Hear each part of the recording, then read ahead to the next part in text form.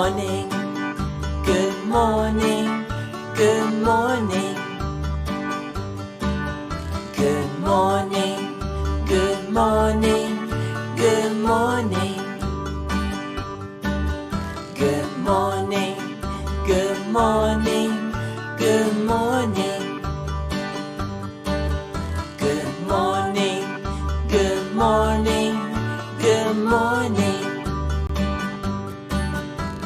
Clap your hands, clap, clap, clap. Stomp your feet, stomp, stomp, stomp. Spin around, spin, spin, spin. All right. Good morning, good morning, good morning. Good morning, good morning, good morning. Good morning, good morning, good morning. Good morning, good morning, good morning. Wash your hands, wash, wash, wash. Shake your hands, shake, shake, shake.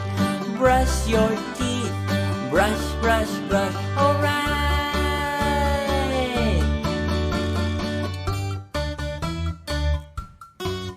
Good morning.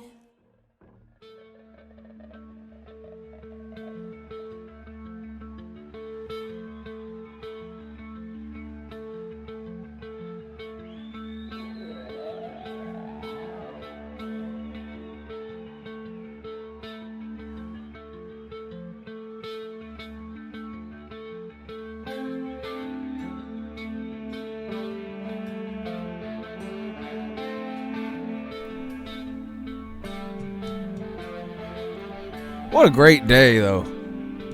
Just what an amazing morning.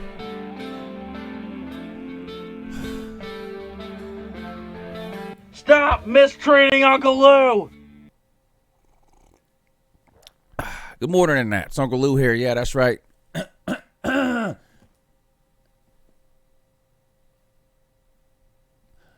That's right, it's me, Uncle Lou, live for you on LouTube today. Thanks for watching. Really appreciate it. Also, in addition to that as well, this is the morning show with Uncle Lou and BVD. BVD will be joining us here in just a minute or two. He's been in the comment section, so I know he's up and about today, which is good. Ah! Nothing. Oh, yeah, good morning. Yeah, it is. Yeah, I agree. Yeah, it is. Yeah, me and Mrs. Lou I saw y'all talking about Ozark in the comment section before the show started. Me and Mrs. Lou was watching some more of it last night. We're still on season 1. It's taking us a while to get through it. Maybe when the weekend comes around, we can do a binge watch thing. But we've only been able to watch like sometimes one, if we're lucky, maybe 2 episodes a day since we started like 3 or 4 days ago. So I think we're on episode 5 or 6, but.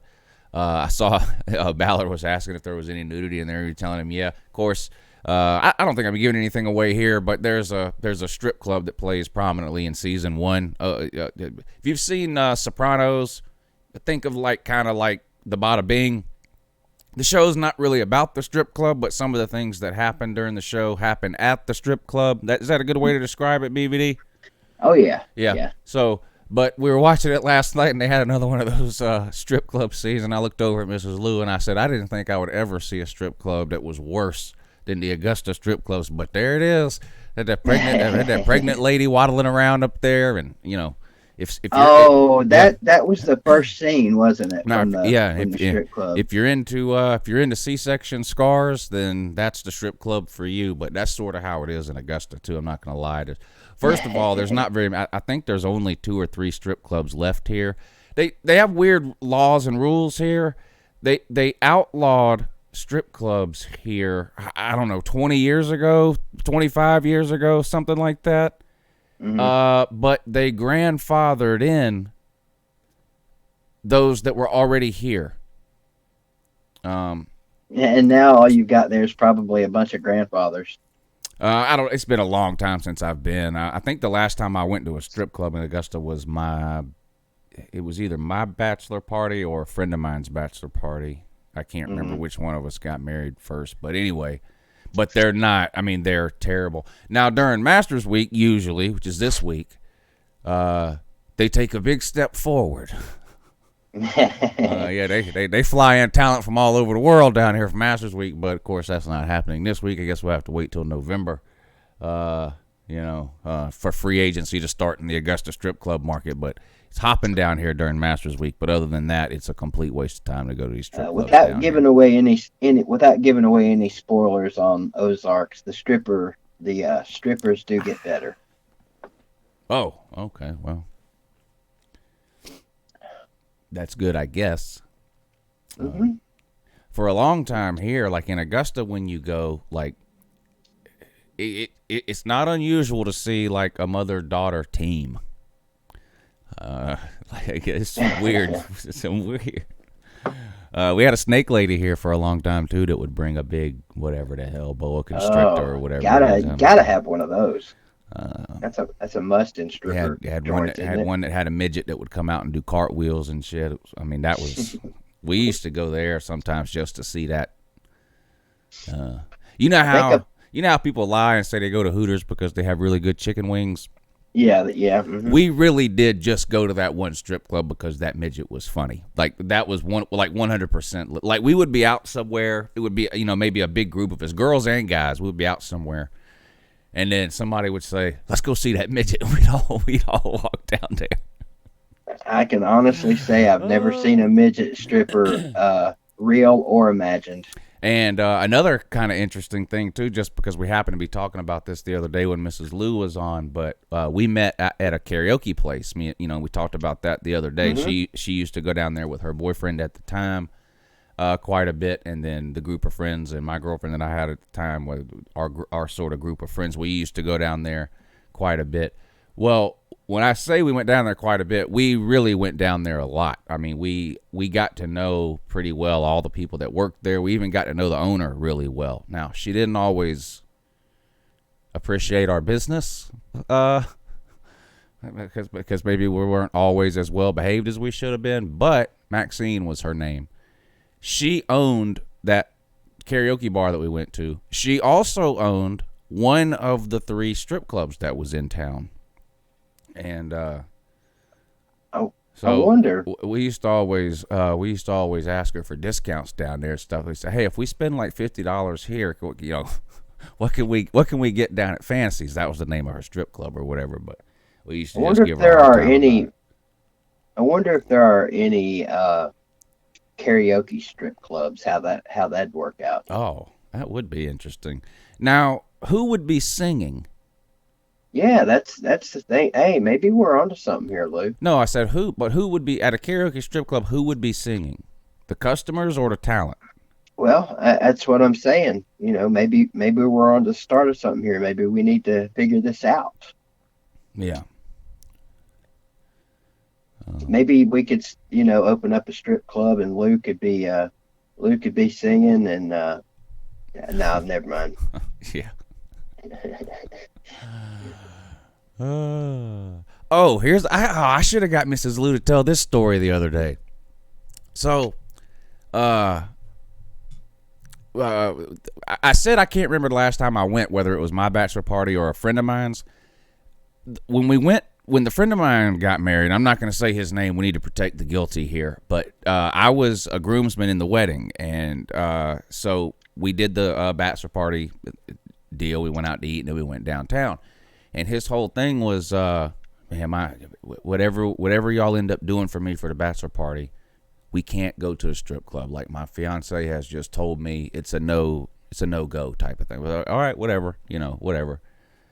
So, of course, we get downtown, and the guy has a few drinks or whatever, and I'll never forget it. We were going from one bar to another downtown.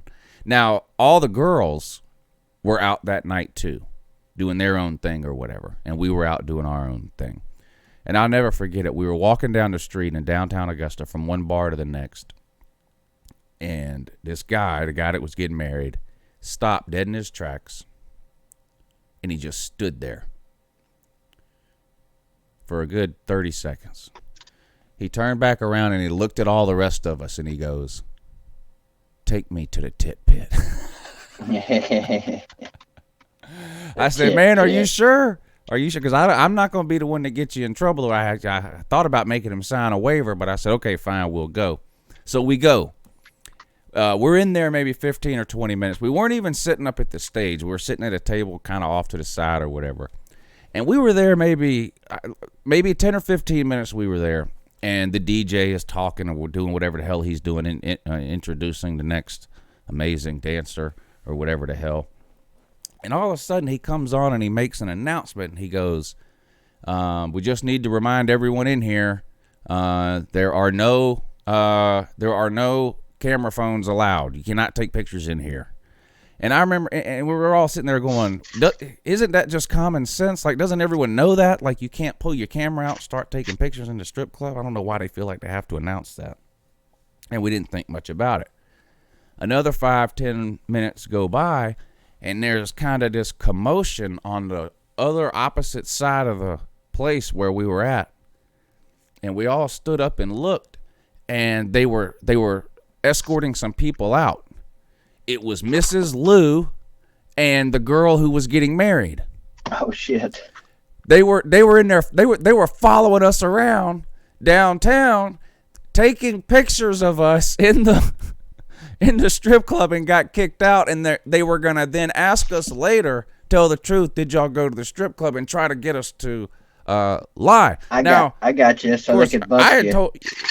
I think right when we left, I think I called Mrs. We didn't know it was them at the time. That's right. We still didn't know it was them at the time. We ended up staying for like another 30 minutes, and we left. And when we left, the two of them were standing outside waiting on their Uber or cab or whatever the hell it was, and we just, they turned around and saw us coming out. So I told her which first, Mrs. Lou wasn't mad at me. It was all the other girl. So if anyone's saying I didn't get in any trouble. I had told Mrs. Lou, I said, well, we're going to go to the strip club if that's what he wants to do. That's what you're supposed to do. So she didn't care, but she was with that other girl, and that girl was in there trying to take pictures of her fiance. And you know what? We go back to my house, and the guy that was getting married, he slept at my house that night. He was asleep on the, I don't know if I should say this or not. He was asleep on the dining room table, though. Okay. I was asleep on the couch in the living room. He was asleep. We had ate leftovers or something when we got back home that night, and he was sitting at the dining room table, and he just, right there at the dining room table. He just fell out right there at the dining room table. And I went to sleep on the couch. The middle of the night, 3, 4 in the morning, bang, bang, bang, bang, bang, bang, bang on the door. I'm like, what in the heck? Mrs. Lou was already home. I thought she had come home earlier. Banging on the door, middle of the night. I get up and stumble to the door. I open up the door. It's this guy's fiance standing at the door at like 4 in the morning. Mm. She pushes me out of the way. Where is he? That kind of thing. I was half asleep. I'm wiping the sleep out of my eyes. Before I even knew what was going on, she had pushed past me and was in the living room, and you could see into the dining room and in the kitchen from the living room, and she's seen him in there on the dining room table, all like this, just passed out on the dining room table. She went in there, shook him till he woke up. He was drunk and passed out. She wakes him up. He lifts his head up. His eyes are all rolled back. He's like one of the like that. Like that's how bad off he was. He lifts his head up off that table and looks up at her and goes, and she slapped the ever-loving hell out of him. I don't know that I've ever seen.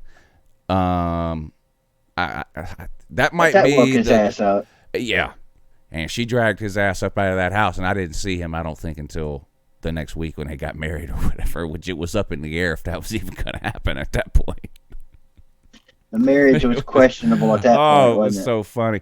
Now, it ended up not being a big deal in the end. Now, she was mad at the time, but, they got married, and it was, it was water under the bridge type of thing, but it was hilarious.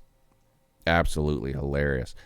And then Mrs. Lou and that girl kicked out of there for trying to take pictures of us in there.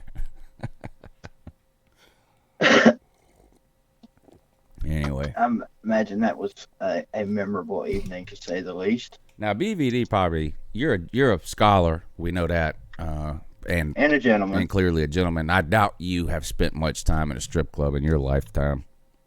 Actually, I can literally probably count on one hand the number of times I've been in one of them places.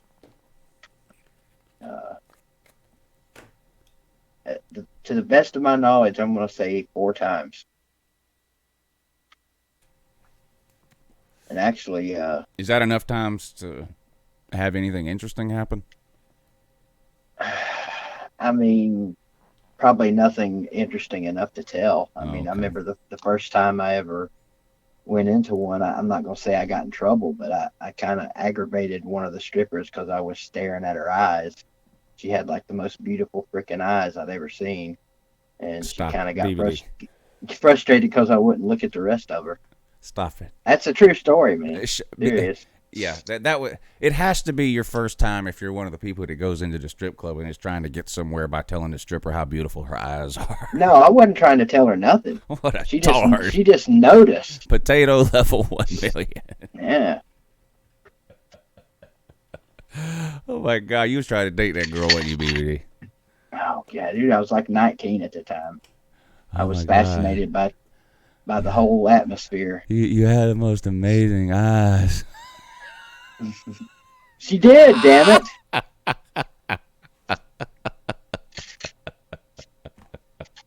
We just got through talking about that I was obviously a gentleman. Here I am trying to prove it. You're gonna laugh at me, man. That hurts, Lou. That hurts. This guy walks into the strip club and goes, "Where's the girl with the prettiest eyes?" Pretty eyes. There you go. Take me to the one with the prettiest eyes right now. I got a pocket full of quarters. Oh my God. That's funny. There was like 4 dudes in the whole place and maybe 3 strippers. I mean, it was cavernously empty. Those are good odds. Yeah, well, yeah, I guess so. I got kicked out of the MVP or whatever. What is it called? VIP. MVP. Listen to me. I got kicked out of the VIP lounge at. Is anyone old enough to remember, or is it? I think it's still open. The Cheetah in Atlanta. You know what that is, BBD? Never heard of it. That's one of these like ultra high end gentlemen's Sounds clubs. like it. Yeah. Anyway, The Cheetah. you have to be an 11 to work there. Like for real. And we had a place in Raleigh called the Dollhouse. It was pretty swanky. We didn't Very even minimum. we didn't even, it was me and 2 buddies of mine from high school, and one of the guys had moved to Atlanta after high school, and we used to go up there one weekend a month or whatever and hang out with him, and he took us, or we went to the Cheetah in downtown one weekend, and it really is like a fancy, I mean, it's valet parking, you know, they have a dress code, that kind of thing, and we go in and we're walking around and all that, and we sort of stumble into this room, and there's all these couches and chairs. And it's not like a back room or not that kind of thing. It was just it was right out in the open, really. And we go in there and we sit down, and we're sitting down for like not even 30 seconds. And there's like 3 waitresses that walk up. What y'all want? And so we ordered. They brought them and left. We're like, she doesn't want any money. We couldn't figure it out. Anyway, we were in there for about 10 minutes before some big Russian guy came in and there told us that was the VIP area and we better get stepping pretty quick. No. But we didn't know. I mean, we didn't know what the hell we were doing. Yeah, that place was very high end. Now, there was another one in Atlanta. There was another one in Atlanta called the Gold Club that was the same way. And it got shut down, I don't know, 15 or 20 years ago or so. It was a mob operation. It raided. Sounds like my kind of joint. Russian mob. And they shut that place down. There's some famous ones in Atlanta, especially in like the hip hop. Like a lot of them are talked about in hip hop songs. Well, Motley Crue made one famous. That song "Girls, Girls, Girls." Mm-hmm. That's about the Pink Pony in Atlanta. It's still open too. Really? Yeah. The Pink Pony. The Pink Pony. And then there's the one that's really big for the is it Magic Mike's? Is that the name? No, that's that movie, isn't it? What's the one in somebody that hasn't Magic spent City. an awful lot of time in strip clubs, you sure do know an awful lot of them. Magic City, Taylor. Magic City. Now I've never been there, but like a lot of rappers talk about that. A lot of pro athletes or whatever. I guess. But no, that's the kind of thing. If you're from here, you hear stories about Magic City and the Pink Pony and the Cheetah and the Gold Club, and the only one of those I've been to is that one time I went to the Cheetah. So. The Cheetah. The Cheetah. It was something serious in there, BBD. Yeah, every single girl was 6 feet tall. And there was no pregnant women in there. There was no midgets in there. There was no C-section scars in there. No midget room or C-section room? No. They have a shower room in there. Oh, nice. They have a shower room in there with movie theater seats. Damn. You could drop a dime in there. Yeah. Or two. Yeah, it's pretty serious. I think that show. What was that show? Do you remember that show that used to come on HBO? What was the name of that show? Real Sex. Real Sex. Yeah. I think they did a segment in Cheetah one time, years ago, 20 years ago, or whatever, about the shower room. May have to look that one up.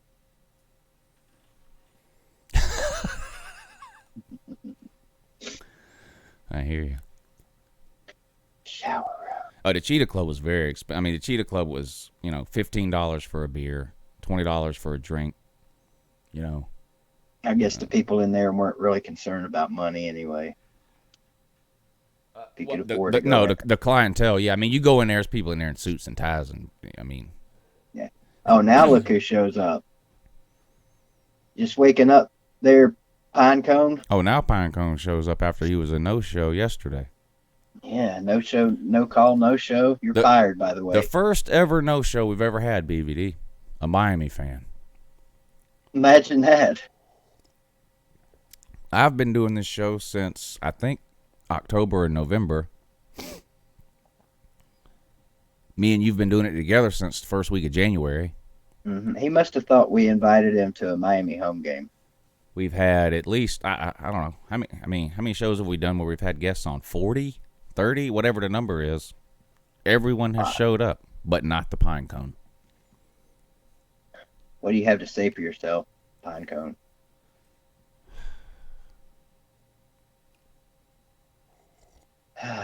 Good morning, anyway. Yeah, good morning. This is welcome to today's show. I guess what do you want me to? What do you want us to talk about? I don't, what I mean. This is what you get. Oh, had to work. Okay. I don't know which is more essential, showing up for work or showing up for the morning show. Was it the athletic director for Texas A&M? No, the chancellor, whatever the hell that is.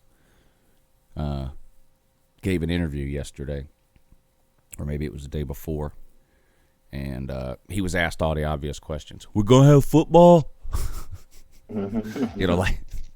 like anyone really knows. But I do think it's interesting when you can find these articles where someone has actually talked to somebody who it doesn't know when football season is going to start, but somebody that's in a position that's probably had conversations with the people that are going to be making those decisions, and that's the case here. And it says that he's talked to several other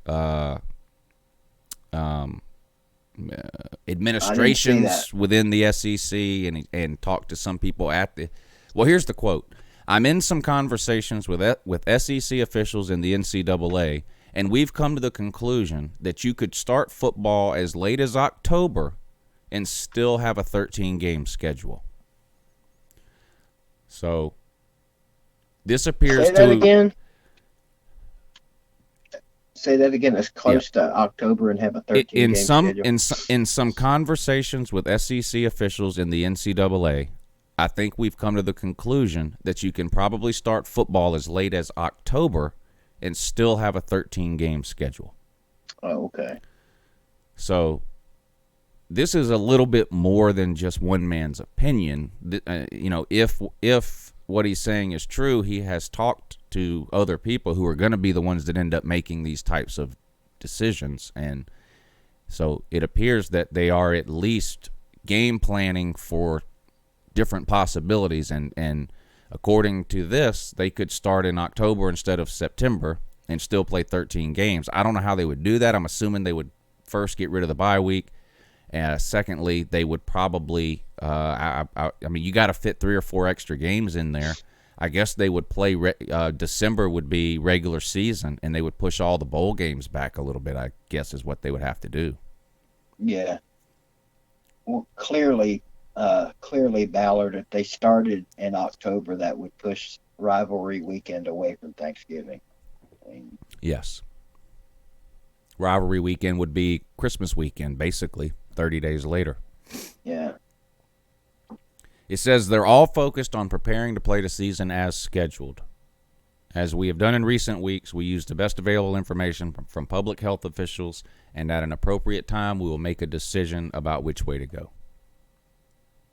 So, we don't know when this thing is going to end. We don't know when this is going to happen. For all we know, we may have football where we have coaches and players and referees on a field with a TV camera and nobody in the stadium. We just don't know. So, no definitive answers here, but at least this is somebody who is talking to people and telling you what the people that eventually will have the answers, he's telling you what they're saying, at least. Mm-hmm. So, yeah, I don't take that for what it's worth. That's when you're looking for college football news, that's what you're stuck with at this point, unfortunately. So, what week is SEC or what month is SEC Media Day? Is that usually I think it's in July. Is it July? I think it's in Atlanta this year, July.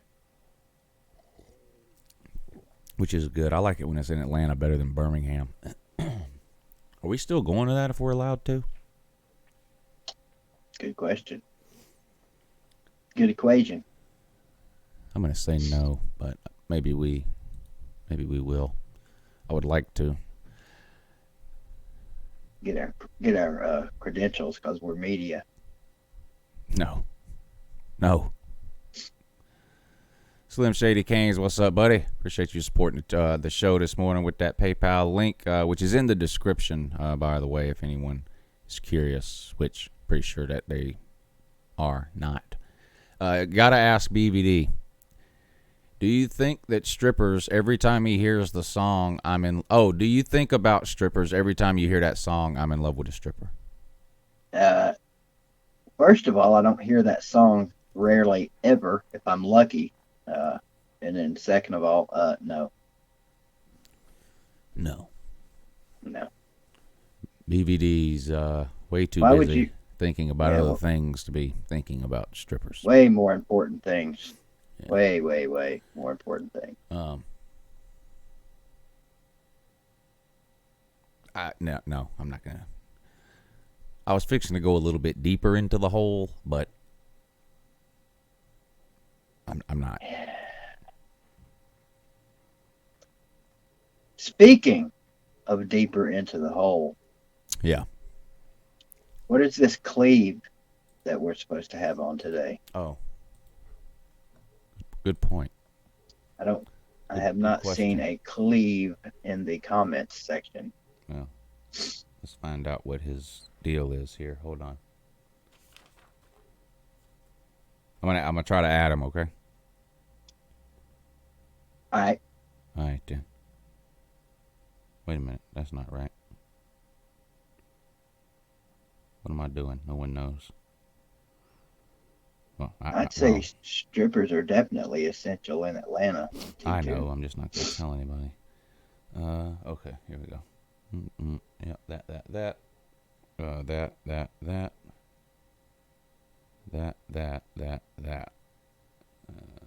It's no big deal that you don't know who this is. I mean, that's why he tells us who he is when first few minutes. That's the first thing we tell him to do. Tell us who you are, that kind of thing. All right, here we go. Let me see if I can. Let me see if he picks up.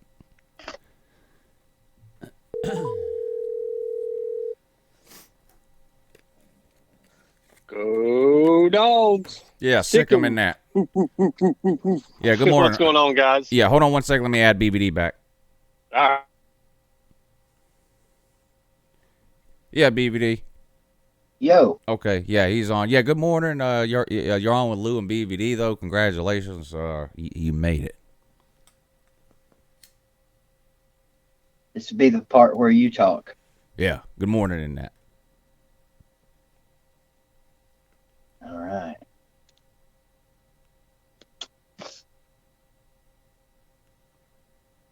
Well, I know he was there because I heard him. You there? Yeah, I'm here. Oh, okay. There we go. Yeah, good. There we go. But good morning though. But you're on with BVD and Uncle Lou. Congratulations. Thank you, sir. I appreciate it. I'm actually creeping death in the comment section. That's my username in there. So I know y'all were asking about that. Creeping death. Why so serious? Why so serious, bro? Yeah.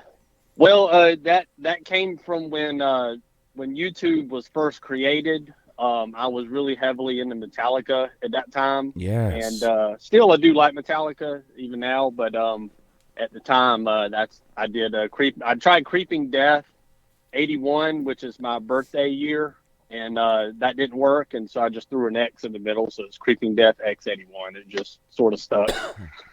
So now, are you in the trench coat mafia?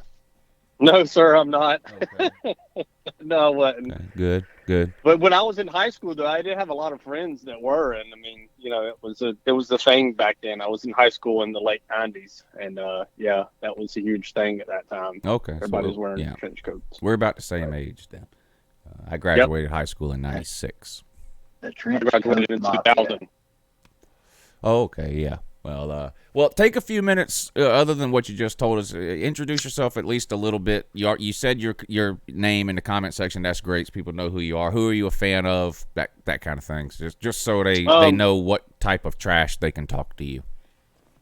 Yeah. Well, my name is CLEVE. I'm married with my wife and I have 4 kids. Georgia fan. Of course, my whole life. Born and raised here in Georgia.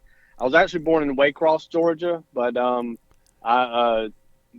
when I was a kid, we moved to several cities throughout Georgia, but then I live in Albany, Georgia now, and that's where we've been the longest. But I've lived in Atlanta and Dublin and Macon, so we've, throughout growing up, my stepdad, worked in different cities. And so, we kind of moved a little bit throughout the state, but just whole families, Georgia fans. My stepdad went to Auburn actually, and so of course he's a fan of the Barners. And but yeah, just here in Albany, living it up with my wife and 4 kids, man. Now, some people who are watching that aren't from the state of Georgia might not know this, but Albany has been with the coronavirus situation. Albany is probably the worst hit area in Georgia. Even more so than Atlanta. I think Atlanta has more total cases, but when you look at percentage of population, Albany's a way smaller town than Atlanta, and they've had it really rough down there with the coronavirus thing. The National Guard was down there. I don't know if they still are, but they were down there for a while, and some nursing home situations down there and all that. They got pretty bad down there. Yeah, basically what happened was there were 2 funerals, I think in either the later part of February or early March. There were 2 funerals here in town, and evidently, this is a close-knit community, so everybody knows everybody. I mean, it's less than 100,000 people here. And so those two funerals, someone was infected with it at those funerals. And you know how funerals are. People are crying and hugging Yeah. and, shaking hands, all that kind of stuff. So, for some reason, the virus just exploded in terms of the number of people getting affected. And it just kind of snowballed from there. And our hospital here just became overwhelmed in such a short amount of time that it just became really tough for the hospital here and the healthcare workers to take care of everybody. And it just, I don't know, it just seems like this town, anytime something goes on, weather wise, we've had hurricanes, floods, it just seems like it gets hit hard. I mean, it seems like when you watch the national news, especially, all they want to talk about is New York City. But when this was going on over the last week to 10 days or whatever, like even Fox News and CNN and MSNBC, I mean, all the national news channels were even mentioning Albany. And I don't remember which show I was watching. They actually had a video conference with a nurse from Albany on one of those national primetime shows at night, talking about how bad the hospital situation was down there. But I mean, obviously you're okay, but everybody in your family is safe and sound? Oh yeah, we're all good. We do know someone that did have the virus, and as a matter of fact, they tested positive for it yesterday. And my wife and kids were around this person's child and girlfriend for a little while, so there is sort of that sort of possibility, I guess you could say. I mean, he has it, but we don't know if his wife and son have it yet, or Right. his girlfriend and son have it yet. So how's he doing? What's his age and how's he doing? He is around my age, maybe 39, 40. He was coughing his brains out at work and running a little bit of a fever, and his boss told him to go home. And my wife called me yesterday and told me that that his girlfriend called her and said that he had the coronavirus. And so, we're waiting, I guess, now to see if, his son has it and his girlfriend have it. Then obviously we may be possibly, exposed to it. But my wife is a germ fanatic. So, anytime when I come home from work, I do the whole, strip down thing, go straight to the shower, that whole deal. So, hopefully the things we're doing is going to prevent us from maybe getting it. But yeah, it's just a scary situation there. Everything had been okay up to that point. So we don't know what's going to happen. Only God knows. So, Right. We'll see. Are you still working? Oh yeah, I'm still working. I'm in the essential business category. I'm in the pest control industry. Oh, okay, that's So, what my brother does that too. Here locally. Yeah.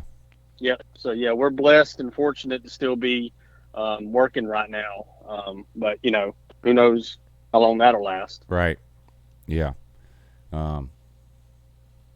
Yeah, it's when it starts to hit close to home, that's when it starts to become real for even the skeptics at that.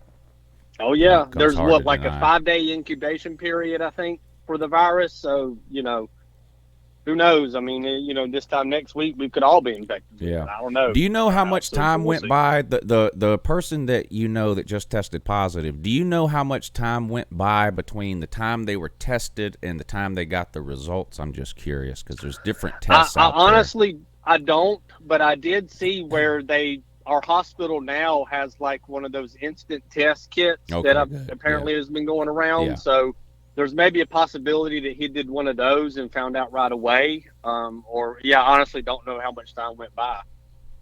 So we've gone from maybe not having enough tests to now having instant tests. Yeah, I think that they may be sort of, for our region here, since it got hit so hard, I think there could be a possibility that they sort of, accelerated the time to get those, going maybe because we had such a tough time with it here. That's just my guess. But I saw in the news that they had that instant test now. So To sort of answer your question, Lou, I know when my daughter's stepdad was tested, it took basically 2.5 days for them to get the results back. Yeah, that's But why I that's was asking, typical, because when you watch the news, especially like the official press conferences that even the Corona task force or whatever does, and Trump and Mike Pence are out there with those two doctors and that, it's hard to tell a lot of times when they're talking about these tests, because they've been talking about this instant test for a couple of weeks, but sometimes it's hard to tell when they're talking about it if that's something that is coming or if it's something that's out now, because you hear stories from people who are like, well, I got tested and didn't hear anything for 10 days or 14 days. And I know initially there was like a huge backlog when these companies were, I guess, basically figuring out how to run the tests and stuff like that. So I was just curious. And the latest that I was reading this morning, the testing is sort of directly tied to when people can kind of start to get back to normal, because what they're looking to do is, if you've had it and are over it, they want to send you back to work sooner rather than later, with some guidelines. You have to wear a mask and different things like that, but there's a lot of people probably who had it and don't know they had it. So, if you've had it, you're safe to go back to work in terms of you won't get it. You're not likely to get it again, or whatever. But you have to have the ability to, test a ton of people. And they have tested a lot of people, but in terms of percentage of population, it's not that many. They've tested 2 million people. There's 340 million people in the United States, Are we talking just a simple blood test here? Is this thing just a blood test? Well, they're developing a pinprick test now. You have diabetes, BVD. Yeah. Do you have to how do you test? Yeah. The old-fashioned way with the pinprick. Yeah, they're working on that kind of thing where it's almost instantaneous. And you would know, but yeah, I think the like per capita here in Albany is in terms of number of cases versus the population. I think we're in like the top 5 of the world or something like that per capita. Yeah. So, yeah, it got bad pretty down rough. there. Yeah. But How luckily, big y'all of are a okay. town? You may have mentioned this earlier. What's the population like down there in Albany? How big? It's under 100,000. When you count in the metro area, which is like the 3 surrounding counties, that bumps it up a little bit higher. But Albany city limits is slightly under 100,000, so it's around 90,000 people or so. Now, I noticed you keep saying Albany. Right. Are you sure that's correct? It is. I sometimes will say Albany. Albany. What's the deal I heard- with that? I- What's the deal Yeah, with actually, that? I I did a training there. Who was I working for? I think it was when I worked for Verizon, and I had to go there for a couple of weeks for a training. And some people would say Albany, which I think if the average person just looks at that word, because it's Albany. I think if the average person looks at that word, it's Albany. But a lot of people call it Albany. Albany. Yeah. Albany. Yeah. Is that a local thing that some people call it Albany, or like why? It is. I guess to me, it's kind of more how Southern you talk, maybe. Okay. Southerners, we tend to spread things out. So some people will say Albany. Some people will say Albany. I think it's sort of, how your Southern dialect, goes. I know there's an Albany, New York, and I highly doubt people up there call it the same way we call it down here. Right. I've never heard it referred to as Albany before. Yeah, it's weird. Well, I think I've mentioned this before. There's a suburb in Augusta that is spelled just like Martinez. I mean, Martinez. And anytime somebody comes here that's new to the area, and you say, "Oh, what part of town you live in?" Martinez, but we call it Martinez. That's like that Houston thing, isn't it? So yeah, Houston, Houston County. Yeah. So sometimes you run into these. I don't know. I feel like like somebody was sitting around 100 years ago going, how can we be different? Let's be Houston instead of Houston. Let's be Albany instead of Albany. One. Let's be Martinez instead of Martinez, just to make things hard on people. Cairo, Georgia, too. You got Cairo. Oh, instead of Cairo. Instead of Cairo, right? What is it? Cairo, Georgia. Oh, Cairo. Cairo. Yeah. I guess the only one of those I can think of that we have in Tennessee is Milan. And, you know, it's spelled like Milan, Italy. I guess it is. Oh, and they call it Milan? Yeah. Okay. Yeah, that's actually where Carter went to school for a while, was in Milan. That is something serious. Hey, Lou, that earlier you were talking about your friend with the strip club deal. Yeah. Are they still together now? Are they everything good with them? That had to be an interesting wedding, I bet. Yeah. They're not together anymore. They're divorced, but it has nothing to do with that. Wow. They were married for years. They got separated for other reasons much later. Gotcha. But no, it was now. I doubt they're listening, and even if they are, they both know this is true. But she was a very controlling personality. She just and I'm not saying she wasn't a bad person or anything like that. I was friends with her for a long time, and we got along. But you know, she wore the pants, and she just told him straight up, no strip clubs, period. Which I think is ridiculous. I mean, going to a strip club on your bachelor party is an American tradition. Not to say that someone has to do it if they don't want to for religious reasons. If the guy doesn't want to do it, there's nothing wrong with that. But she just, you know, she wasn't having it. And we weren't going to do it 100%. But the guy, we couldn't talk him out of it once we got downtown. My buddy, the one that was getting married, he had got a few drinks in him, and that was it. He was going to go. There was no stopping him, so we went with him. And now Mrs. Lou's not a fan of strip clubs either. I mean, I don't think very many women are, but she would never say you can't go to a bachelor party, better not go to a strip club. She would never say it. Like that's what we did on my bachelor party. Mrs. Lou didn't care. You know, I mean, it's not like the next day she wanted to know every detail of what, you know, oh, how was it? But you know, she would never tell me I couldn't go on my bachelor party, or that if I was going to another bachelor party, well, if they all go to the strip club, you better stay your ass in the car or something. Yeah, I mean, she's not like that. I mean, you know, it's just that's what you do, bachelor party. I remember when I got married, there were several older people that went out with us for my bachelor party. My dad, of course, a couple of my cousins, some uncles, that kind of thing. And they were like, "You'll figure this out now that you're getting married." But the best part about being old and married is that when somebody else younger than you gets married, you finally get to go back to the strip club.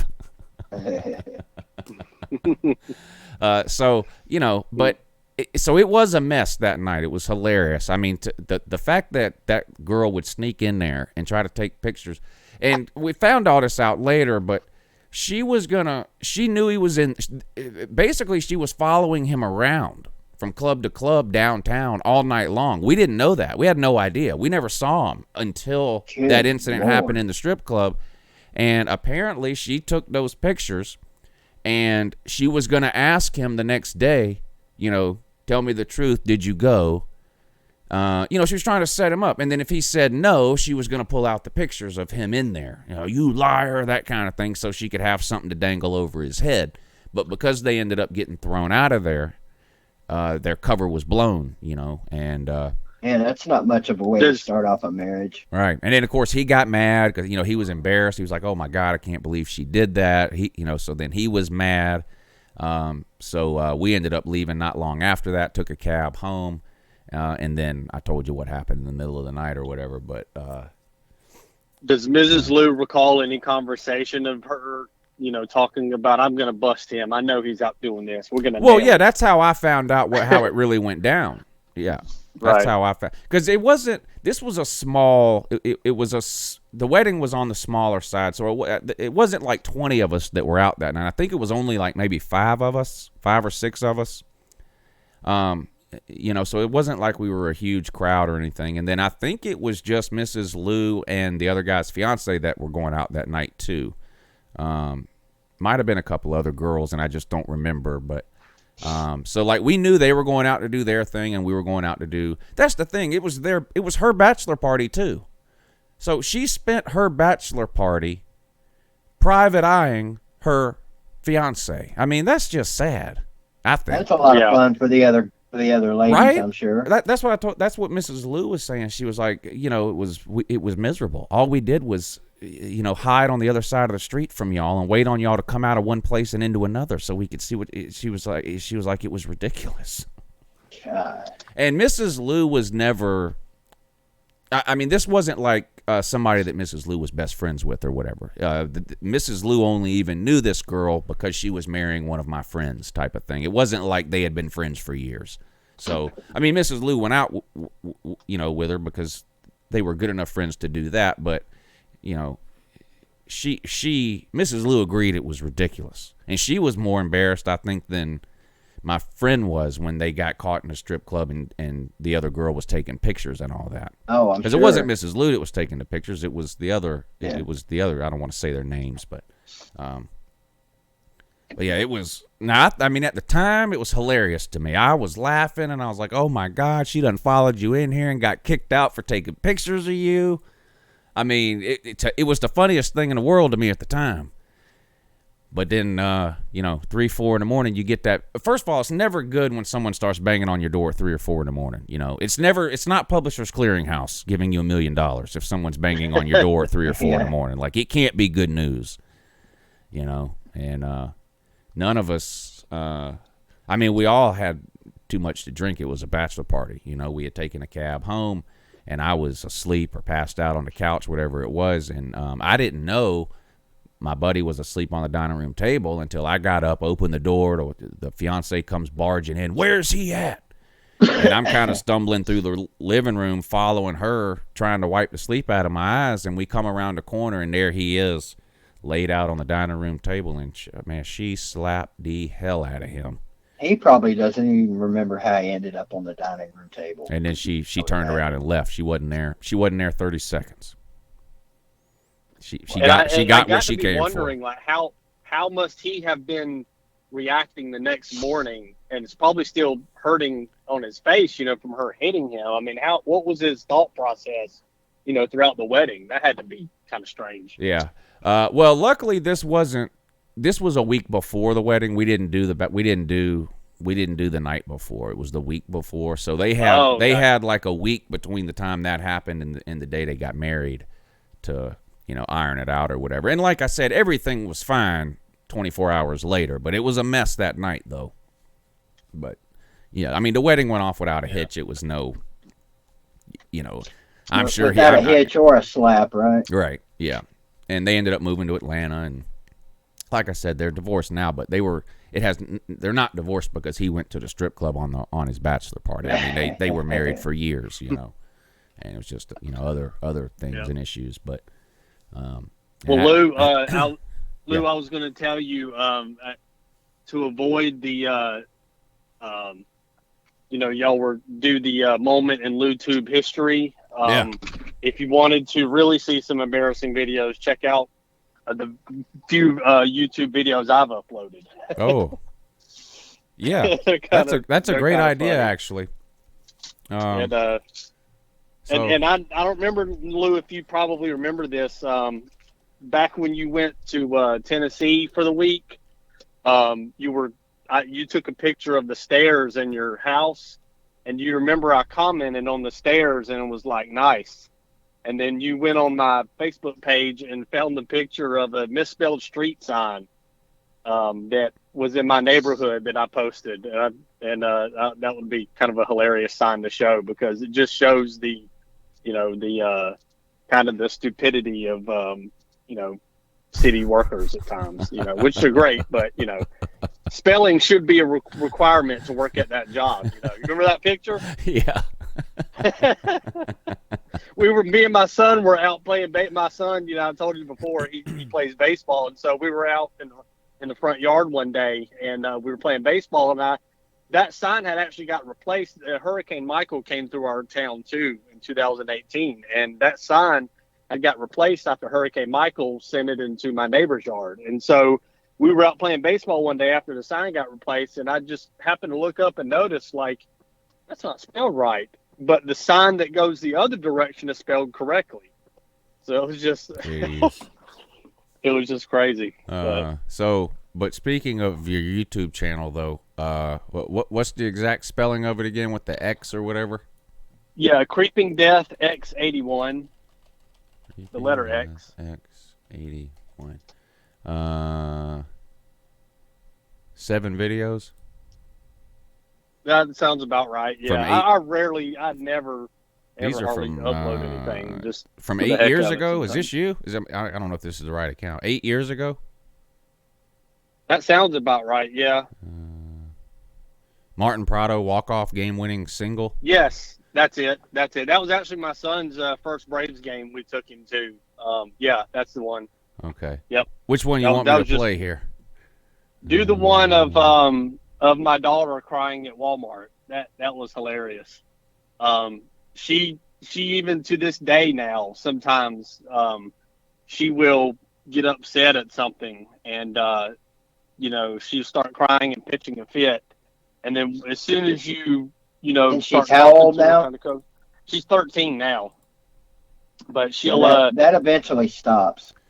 Oh yeah. 13? Yeah, she's gonna be absolutely ecstatic that you're asking me to play this on LouTube, but I'm considering she's not on YouTube, so it'll be okay.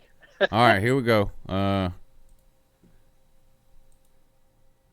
Yep. All right, wiping her eyes here already. Okay, here we go. Are you gonna hit me again? No. Thank you. I told you I was gonna hit you. We're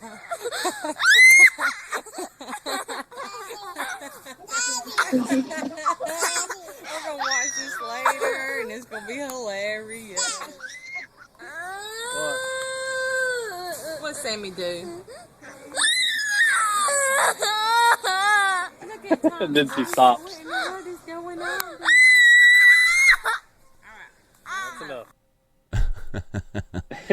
She's so funny now. If she does that now, if you just tickle her, she just starts laughing. It don't matter what she's upset about. Yeah. It just it's so funny. And the other one on there, I was imitating Beavis from Beavis and Butthead, the one that says Fryer.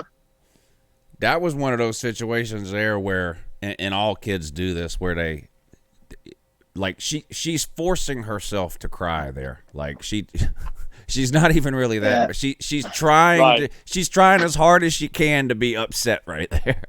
Yeah. she gets that attention, And, Yeah. And yeah, I know it. I have 3 girls and a boy, so the toilet paper shortage is partly our fault. God, you got a house full. I don't know how you do that. Yeah. How spread apart yeah. are they? My oldest is 13, like I said, and then my next one, my other daughter is 10, and then my son is 8, and then my youngest is 4. So the one we were just watching is the oldest one. Yeah, that's the oldest one. Yep. Brian Biak, thank you for hitting that PayPal link, sir. He says, we were counting on y'all for your attendance at the SEC media days. Besides, it's good for your charisma. Yeah, I need, when it comes to charisma, I need all the help I can get. So hopefully Uncle Luke can make his way up to Atlanta for media days. That would be amazing. And Chris C., which I think that's Waikiki, says, what's up, Lou, BVD, and guest, how much of the draft are you streaming? Same question for you, BVD. I stream the first round every year, so that that Thursday night that it usually comes on, I'll stream the entire first round. That's what I've done the last 2 years, and that's probably what I'll do again this year. That's about the same here. It's not the only thing really worth streaming. Yeah, I'm not going to stream any of it on Friday or Saturday or whatever, but I usually do stream during the first round. Just to see. I may do something the third day of the draft related to Fromm, because that's likely when he's getting picked. Type. might be a better wait to see if it even happens thing. When is Juwan Jennings getting drafted? I don't know. That's a good question. Never. I don't know. He might go last round, maybe. Who knows? It's possible. At best, I could see Jake Fromm being a backup somewhere, if not, the practice team quarterback. Yeah, and I think he actually probably gets drafted third round, which I think is day 2. I think he will too. Yeah, somebody will take a chance on him. I think a team should take him that already has an established starting quarterback. Anybody that goes out and drafts Jake Fromm because they need a quarterback in 2020 is just stupid. I mean, best case scenario for Fromm is that he turns into one of these 15-year backups. I think so go somewhere that's got an established quarterback situation. I think would be the best case scenario for Fromm. I just forget whatever. I can't see him as an NFL starting QB. Wouldn't it be messed up if he surprised everybody and ends up, starting this season and having a great year? That'd be a shocker, wouldn't it? And I wish nothing but the best for him, just like every other. Who is somebody? People think I hate Fromm. I don't hate Fromm. He was just disappointing to me. That's all. In certain ways, and it's not his fault. He's again, he can't help how tall he is, or how strong his arm is, or how fast he is, or how mobile he is. I mean, those are things you have those things or you don't. Everything that Fromm can control, he does a great job on. He's always prepared. He gets him in and out of the right play and wrong play. It's not that he stayed out of trouble. All that kind of stuff. So. He can't help. He can't help his physical attributes. They're just not at the level that most NFL quarterbacks are. That's just the reality. It doesn't mean I don't like him, But I hope Juwan Jennings ends up making it in the NFL. I wish nothing but the best for all of these kids. But if you're asking me, what do I really think about Fromm? Third round pick. A guy that can learn a playbook and is not really an attention seeker, and that's kind of what you want from a backup quarterback. If you want, ideally, you don't even want the fans to know the name of your backup quarterback. It's just too many distractions when you've got some huge personality sitting there at backup quarterback or something, and then every time the quarterback makes any mistake, we gotta put Fromm in, that kind of thing. But I wish nothing but the best for him. I can't help but wonder if could he benefit from whatever team takes him, bringing in some type of quarterback guru, coach or whatever that can help him improve. Now we're going to see if it was really just Georgia that was maybe limiting him, or if he just really is not as good as everybody, hypes him up to be. Will he benefit from a different coach, a different team, quarterback expert coming in and seeing what he can? Everybody can get better, but there's nothing anybody can do about his 40 time. There's nothing anybody can do about the fact that he can't escape pressure in the pocket. That's just who he is, And people say, well, Tom Brady can't run either. Yeah. Let's compare Fromm to the greatest quarterback of all time. Stop. Okay, it's just like they say. Well, Drew Brees is barely 6 foot tall. Height don't matter. You're just an idiot if you think that. Spud Webb was 5'8". Do you see NBA teams running out, seeking out 5'8" point guards just because Spud Webb was 5'8"? No. Exceptions to the rule don't disprove the rule. They prove the rule. There's a reason the average quarterback height in the NFL is 6'3". Because it matters.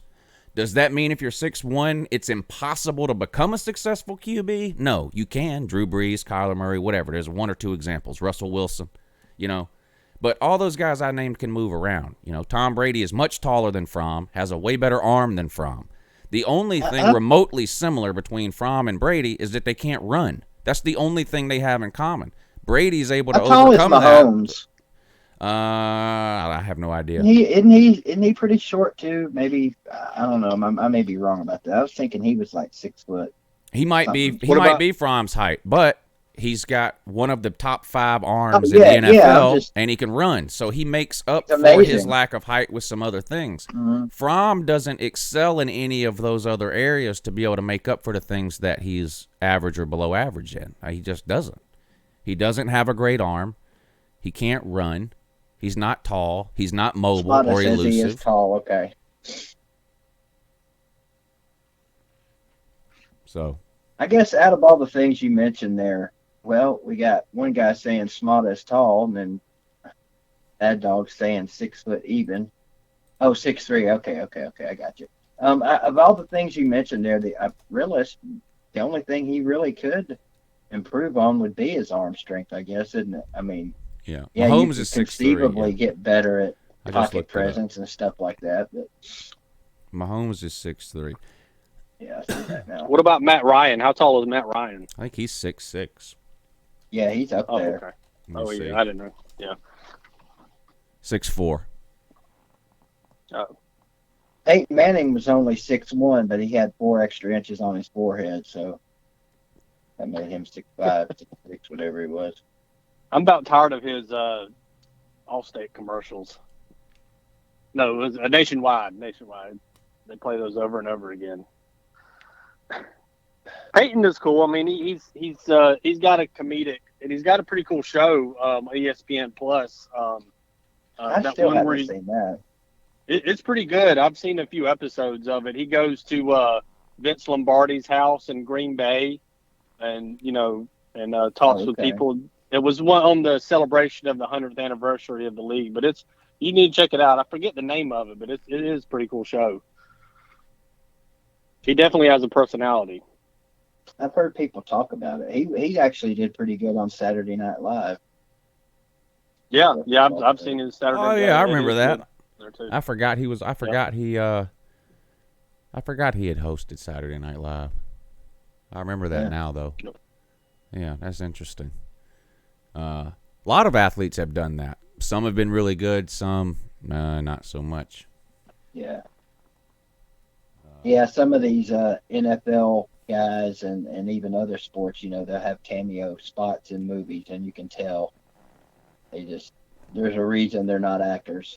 I think we've talked about this before, but Yeah. why is there not right now a reality show on TV? Charles Barkley and Shaquille O'Neal. Oh man, that would Those be a two disaster. are gold. Those two are gold together on What's TV. funny is they actually like each other, but they fight like brothers on the TV. Yeah, I don't watch basketball, but I will watch the TNT pregame show and halftime show and postgame show just to see those two. Yep. Those two are gold together. I'm surprised. Have you seen the somebody one hasn't where put them in a show. Have you seen where Shaq just rags on Charles for not having a championship? Yeah. But Charles will say anything. I mean, there's no filter. It's like Trump. There's no filter between his head and his mouth. Right. He'll spat out stuff, and Shaq is just, he's just Shaq. So You always hear that Dan Marino's the best quarterback to never win a Super Bowl. Is Charles Barkley the best basketball player to never win a championship?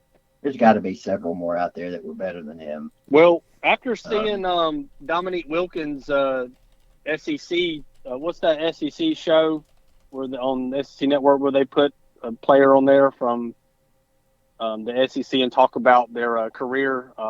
Herschel Walker did one. But they did one on Dominique Wilkins, and they talked about his NBA career and how he was so good for so many years and never could win with the Hawks. So Patrick I'd Ewing. put him in that category. Yeah, Patrick Oh, Ewing. Karl Malone, that's a good one. Karl Malone. Yeah, Karl Malone. Allen Oh, yeah. Iverson never won one either. No. Wow.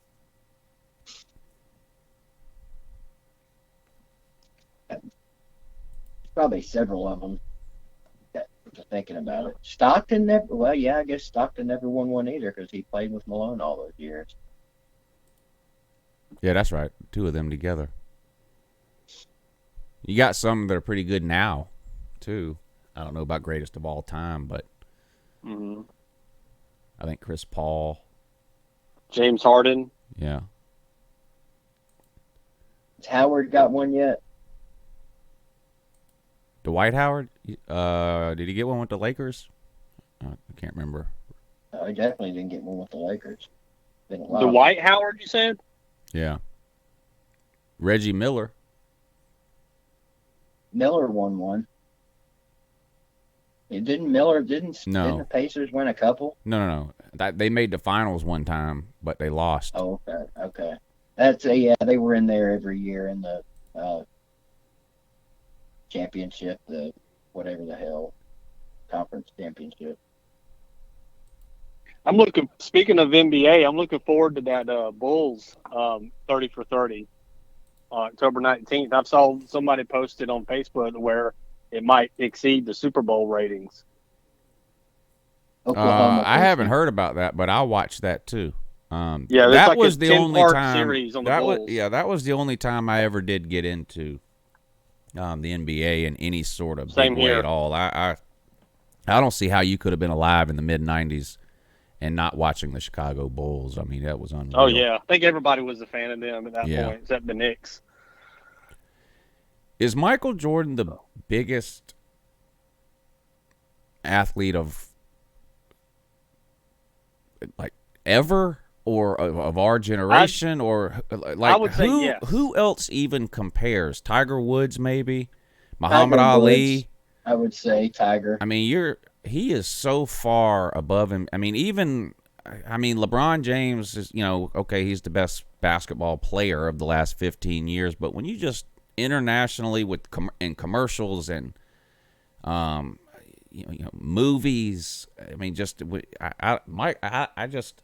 I think Michael Jordan's got to be the Muhammad Ali of this generation, or whatever you want to describe. Who would that guy be in the NFL, you think?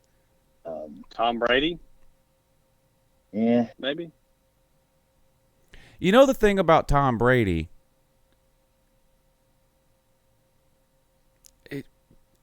nobody really hated Michael Jordan.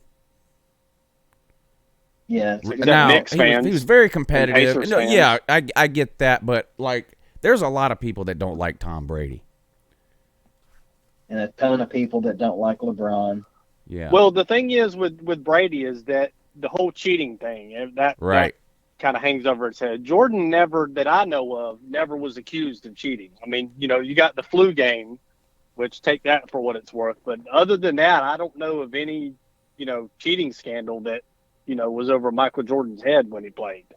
Gambling scandal, though. Yeah, I was going to say Michael Jordan is a well-known gambler. Oh, yeah. I'm not big on conspiracy theories in general, but the Michael Jordan quitting the NBA to play baseball and then coming back because he was told to leave by the NBA because of the gambling thing, that I teeter on the fence on that one. Yeah. Have you seen the ESPN 30 for 30 Jordan Rides the Bus? No. Yeah, check that one out. That gives you some good insight as to his, sort of reasons and all that to play baseball. It's a good one though. He basically sort of states that it had to do with his grieving his dad's death, and his dad always wanted him to play. Well, yeah, but baseball. Just like any good conspiracy theory, they tie that in too. His gambling. His dad was killed because of his gambling, and it was about to come out, and blah blah blah, and he was sort of forced out of the NBA. I'm not trying to say I believe all that 100%, but if you look at the hierarchy of conspiracy theories, to me that one is one of the more. If you're going to ask me which I believe more, that Michael Jordan's dad was killed because of his gambling debt and he was forced out of the NBA for a period of years so that all that didn't get exposed, am I more likely to believe that? Or am I more likely to believe that there's a network of underground tunnels beneath a Pizza Hut in Washington, D.C. that Hillary Clinton and Leon Podesta used for a worldwide child sex trafficking ring? I would lean towards the Michael Jordan conspiracy. Yeah. Speaking of conspiracies, some of these QAnon people with this COVID virus. There's this one guy in particular that I'm friends with on Facebook. He's an Arkansas fan, which I guess is why I'm friends with him on Facebook. But this guy has just jumped off the cliff. I mean, just in the last 5 or 6 days, here's just a few of the things I have learned from this guy in the last 5 or 6 days. Tom Hanks did not have coronavirus. He's a child sex trafficker. Oh my goodness. He was not in Australia. Wow. He was in Australia because he was on the run from the feds. He came back to America, was arrested, but then released because he has turned state's evidence, and free beer tomorrow, he will be releasing 100 Hollywood names who are in this giant child sex cabal. And it's it's always happening tomorrow. Wait till tomorrow, you'll hear. So I've learned that. I've learned that the coronavirus is a hoax by Bill Gates and George Soros. That's a cattle dog thing there. And the vaccine that they're coming out with is really just a red herring to implant every American with an RFID chip in their skin.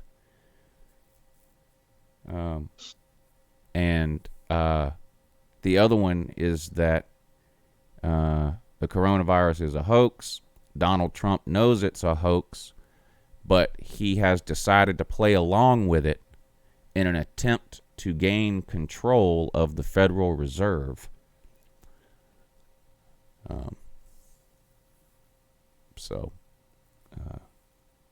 And all of this is going to be proven tomorrow. If he's always tomorrow. So even tomorrow, it's getting proved then the next day.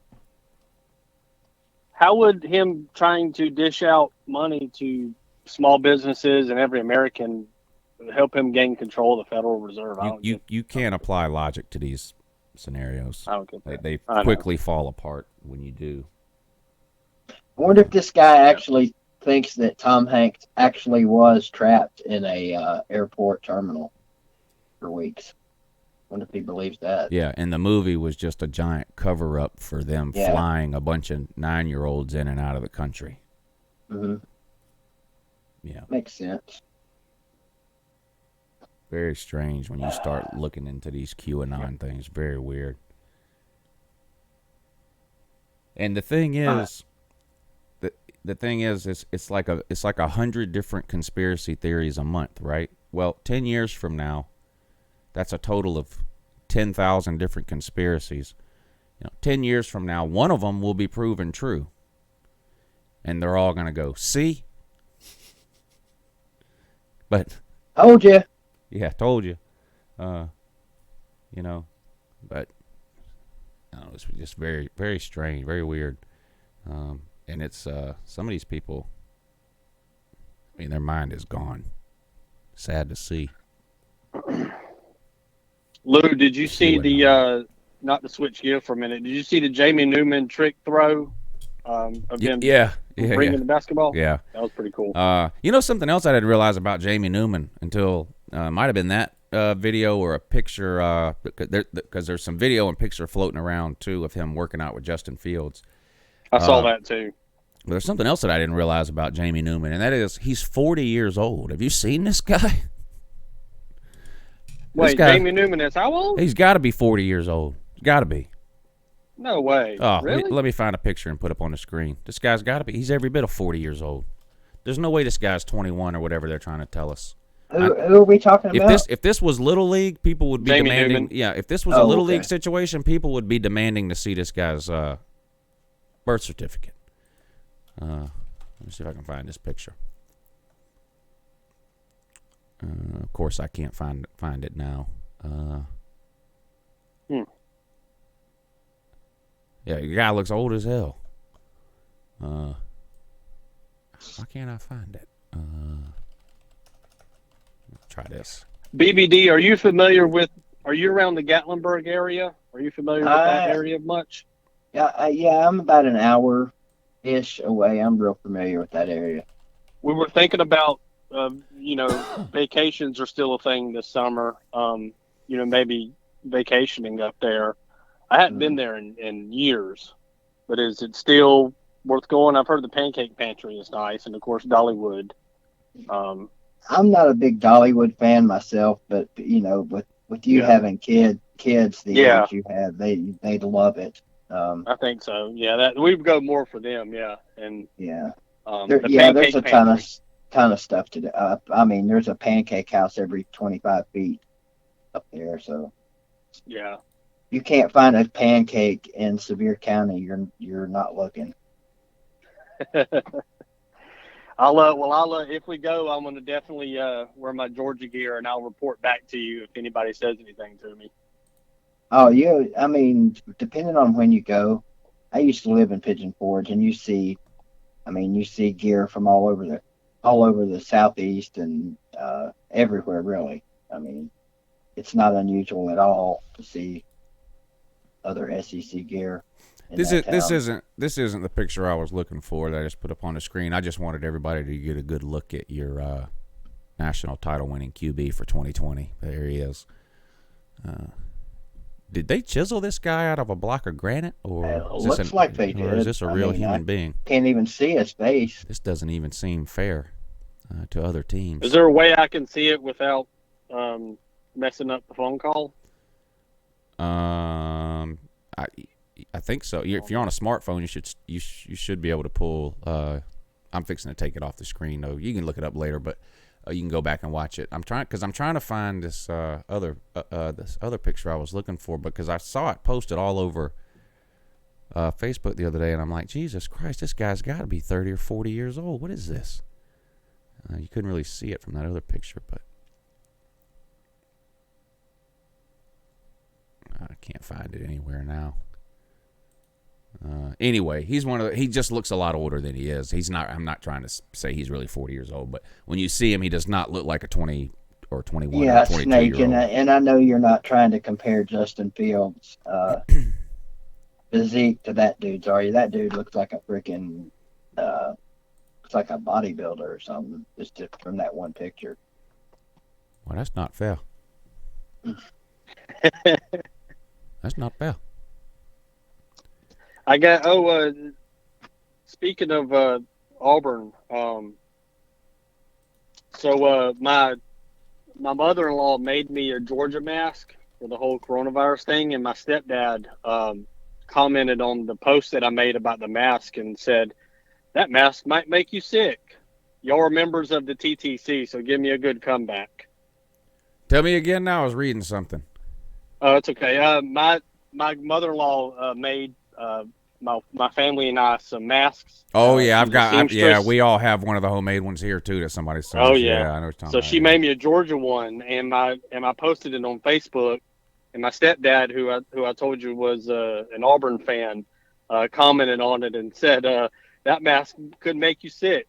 So the TTC, I need y'all to give me a good comeback for that one. Well, Georgia has been making Gus Malzahn sick since he got the job there.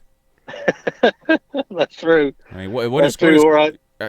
How has Kirby been the head coach at Georgia for 4 years, but he's 4-1 against the barn? Unbelievable. Yep.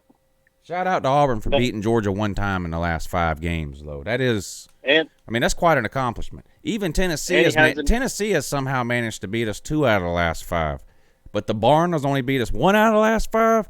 Makes a lot of sense if you think about it. Tennessee did beat the hell out of Auburn 2 seasons ago for no reason. Sounds pretty fair to me. Yeah, sounds very fair. How is it possible that over the course of history, Auburn and Vandy are tied? How's that possible? Wow. I mean, that's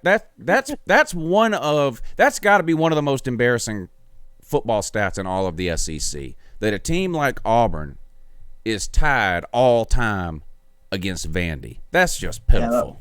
I don't know what that says for Tennessee, though, because Auburn, well, up until the last 10 years or so, Auburn and Alabama are the only 2 teams in the SEC with winning records over Tennessee. Yeah, that's bad. That has to be the only team Vandy doesn't have a losing record to in the SEC, doesn't it? I'm going to look it up. I bet Lou, Kentucky might Jamie- be close.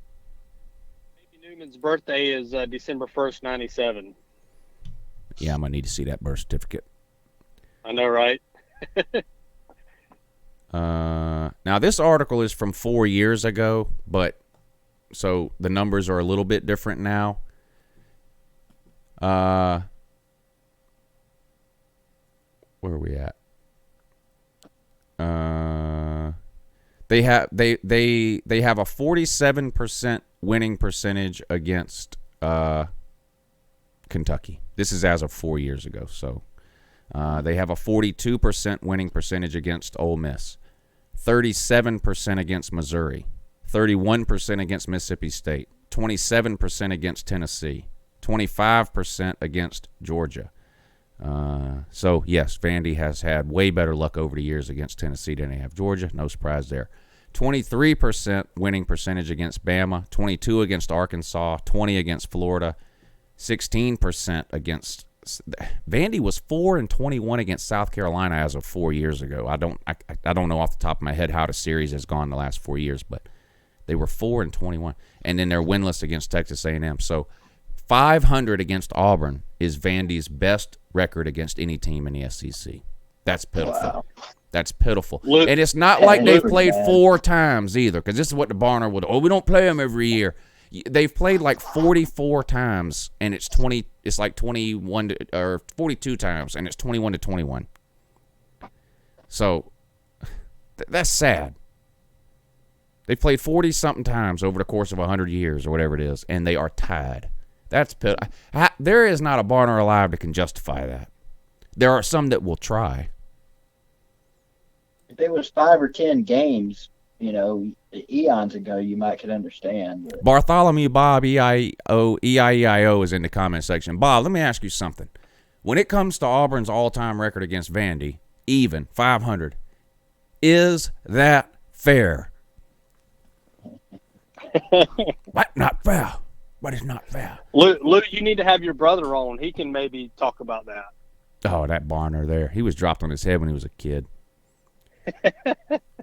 So that's the reasoning behind that. Well, my brother, half brother, when my mom and dad divorced when I was 2, my mom and my stepdad got married, and then they had my brother. So he's my half brother. But when he was a kid, of course, since his dad went to Auburn as an Auburn fan, he was too. But my brother eventually came around, and now is a Georgia fan. Has been for decades now.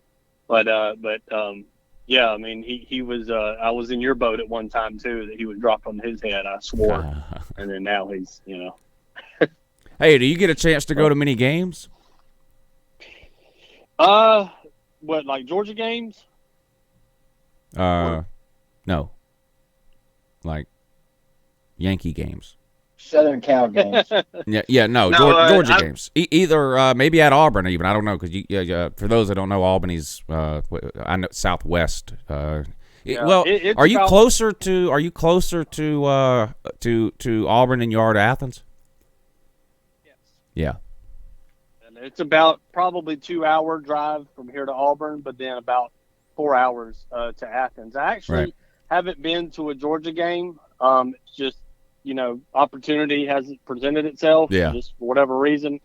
But I do hope to go. My boss is actually a season ticket holder, so I had the chance to go a couple of years ago to the Georgia Tech game, but it was actually on Thanksgiving weekend, and it was going to be a last minute thing, and we didn't pull the trigger on it. It was going to be me and my wife and my brother and his wife, but between both of us, my 4 kids and he has 2 kids, we would have had to leave them all with my mom, and that wasn't going to happen. I BVD, I'm curious if you agree with me on this. I have a feeling most people probably would.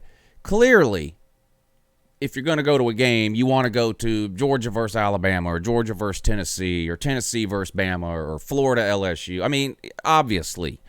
But especially if you've never been to any game at all, Georgia versus Louisiana Monroe would be the best experience of your life.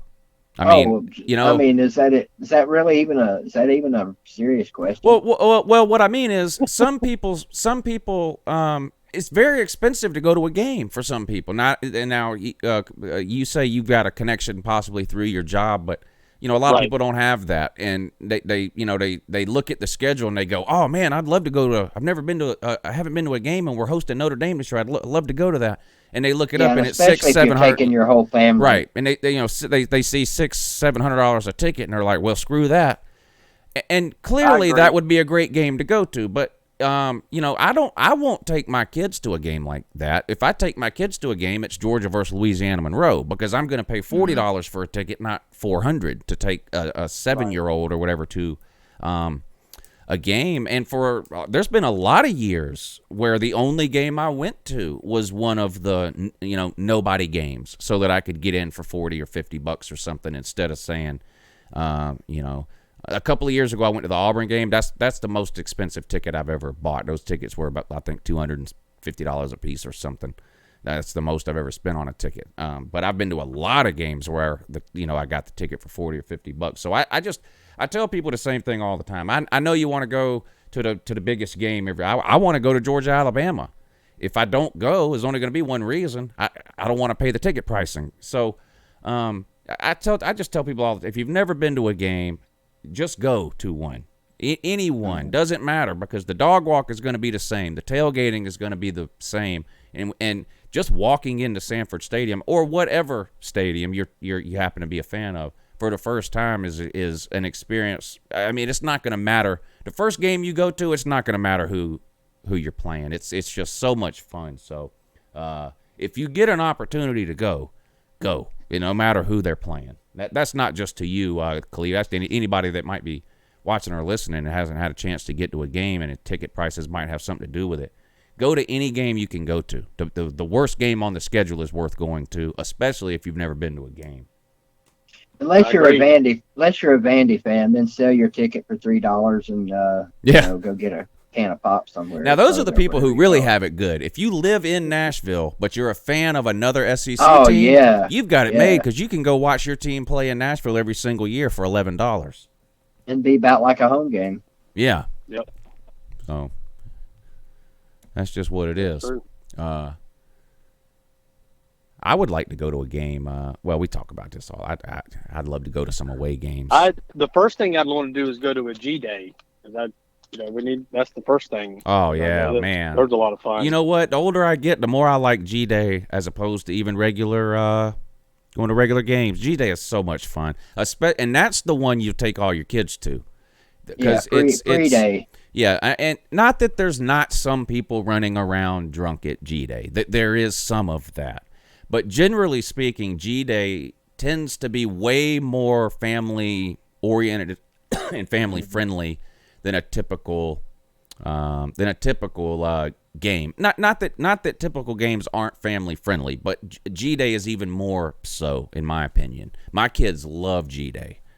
We spend all day up there when we go to G Day, all day. The tailgating and all the games they have set up all over the place for kids to play, and all different kinds of things. It's amazing. It's an experience totally different than a regular game. It's a lot of fun. And when you go to your spring game, you're not missing all the other games that are going on that day. So that's good too. Does Mrs. Lou, it doesn't bother her MS, being out that long outside and walking and all that good stuff? No, she's been very lucky with the MS thing. I mean, she had some issues, and she had some vision issues, and she's always had perfect eyesight. And so she was like, well, my eyes must be getting bad. So she went to the doctor. They checked her eyes. No, there was nothing wrong with her eyes. And she was like, well, there's got to be something wrong. Things are blurry. I'm having a hard time focusing on work, on things or whatever. And anyway, it took a long time to figure out. I say a long time, 6 months to a year probably, to figure out what it was. And it was MS. And I think everyone knows there's no cure for MS, but there is medication for MS. And it's one of those things where the earlier you know you have it, the better off you are, type of thing. Mm-hmm. And so she's been lucky with the MS. Outside of those initial vision problems, she really hasn't had any issues at all related to MS, which is great news. The scary thing is with MS is that there's usually no signs of when something is about to go wrong. Like, somebody with MS can go to sleep at night and everything's fine, and then they wake up in the morning and they can't walk, or they're slurring their words, or whatever, and a bunch of other things too. It tends to come out of nowhere. But the medication is meant to prevent those things from happening, and so far so good. She's not a huge football fan, so it's not like she counts down the days to G-Day or when we might be going to a game or whatever. But she will go, and she does have a good time when we go. It's just football's just not her thing, but she's been lucky in regards to that. Outstanding. Yes, for sure. I knew that was coming, so I went ahead and said it for you. Thank you. Feel like I had saved to. me a lot of work there. Yeah. What else do we have to do today? Oh, we're gonna do LouTube history. Let's do that real quick, and then we'll wrap things up. How about that? Sounds like a wiener. All right, let me pull. How about that? Cash me all the time about that. So what I'll do is I'll put this up on the screen, and now when I'm doing this, BVD, you can see the comment section, right, BVD? Yeah. Okay, I can't. So I'm just gonna put my videos up on the screen. They're up there now, starting with the oldest first, and I'll just scroll through and stop at random points. And if somebody in the comment section sees one they want to see, you let me know, and that'll be the one we'll play. But we got some real winners to choose from. But you just let me know what they want to see in the comment section, BVD, and that's what we'll. This was a good video here. Today is my guys birthday. Paying attention? You paying attention in the comment section there, guys? Now here's the original list of things that irritated me back from 5 years ago. I actually have a part 1 and a part 2. Both of those are must-watch TV. Today is my birthday was a good one. It's where I provide a list of things that I wanted for my birthday but didn't get. That one's pretty good too. Smada says that one, and I think he's talking about the list of things that irritate you. Yeah, everybody's saying that one. All right, here's the first ever list of things that irritated me. Need a professional website? I created one for our startup using Wix. Free advertisement for Wix here. Uncle Lou here. Somebody had sent in and asked that I do like a list of things that irritate me for whatever reason. So I thought I would just name a few things that before Lou started wearing pretty hats irritating. all the time. So here it goes. The Weatherman. The color orange, the fact that Hulu has commercials, vegetarians, Fox News, Walmart for sure is irritating, double entendres, I don't even know what that is, which is irritating, Comcast, words that have the letter Q in them but don't start with the letter Q, that's irritating. California, 11-year-olds, people who say whom instead of just saying who, Turtle Tracks ice cream, the next to the last episode of Friends, irritating. Alec Baldwin, extreme couponers, people that wear socks with their sandals is irritating. Oak trees, people who wear North Face jackets when it's like 50-something degrees outside is pretty irritating. Monkey statues where the face is painted up like a clown. French Canadians, The Godfather Part 3. People who order their steak well done is pretty irritating. Public transportation. Whenever you go through the drive-through and you think you're about to get your food, but they ask you to pull over to the side so you can wait. That's irritating. People who have a last name, but it sounds like it could be a first name, like John Scott, is irritating to me. Tri-level houses, hummingbird feeders, to me, are irritating. ventriloquists. Not like the dummies, but like the person what puts his hand inside the dummy and operates or whatever. Those, to me, those people are irritating. I don't mind the dummies, it's just the people. So yeah, I think that's a pretty good list of things that irritate me. So I guess that's you got about against it. ventriloquism? Good morning. Do what? I said, what you got against ventriloquists? They're irritating. Well, apparently. And You apparently, didn't include the. Go You ahead. didn't include the Sopranos. The Sopranos are not irritating.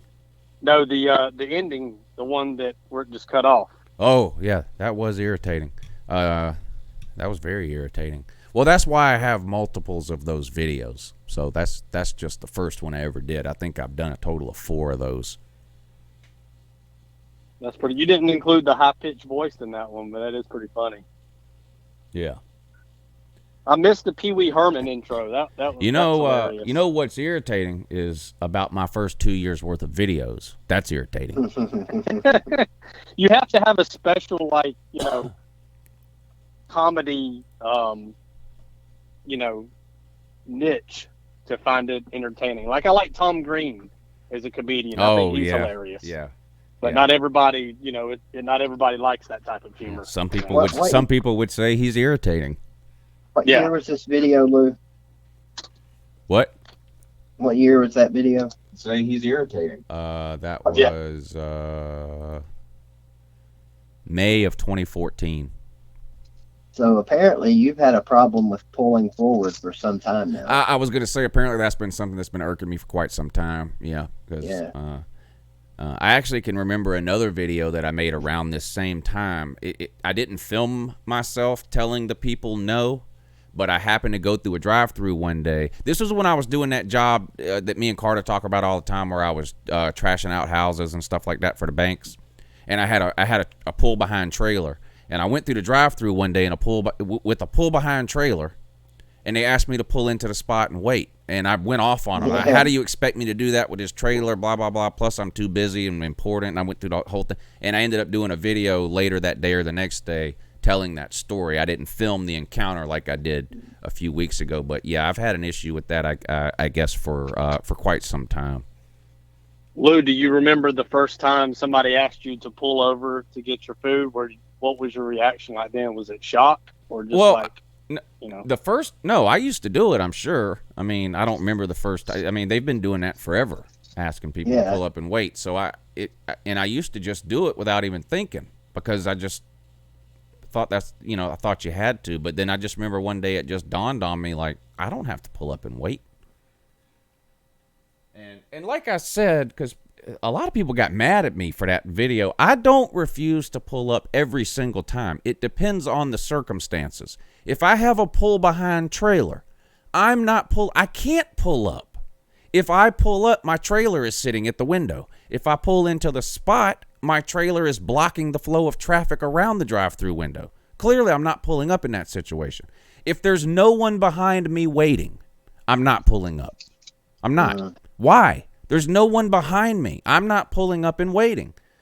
If I order something simple and basic, if I go through just myself and order a number one, I'm not pulling up and waiting. I'm not pulling up and waiting on one hamburger, one order of fries, and one drink. I'm not doing it, and I don't do it. I tell them no, I don't.